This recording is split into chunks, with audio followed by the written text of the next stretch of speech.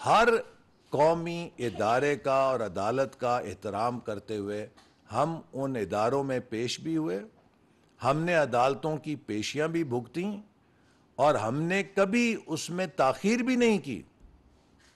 लेकिन यहां पर मामला ही उल्टा है।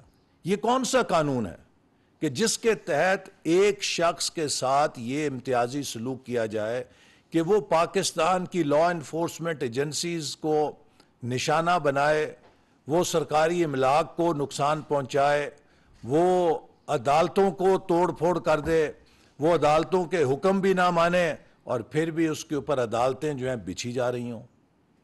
एक ही स्ट्रोक के साथ हर मुकदमे में जमानत कबूल की जा रही हो।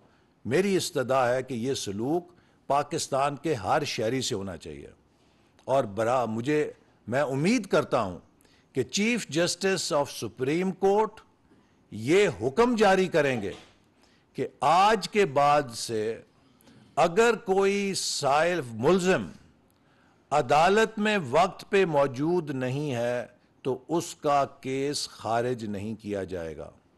अदालत उसका इंतजार करेगी, चाहे वो रात के 8 बजे ही पेश क्यों ना हो। ये इम्तियाजी या प्रेफरेंशियल ट्रीटमेंट एक शख्स के साथ नहीं होनी चाहिए। इमरान खान साहब भी कहते हैं कि कानून एक होना चाहिए, दो कानून नहीं, एक कानून होना चाहिए। तो लिहाजा अब पाकिस्तान को हम मजीद मजाक नहीं बनने देंगे।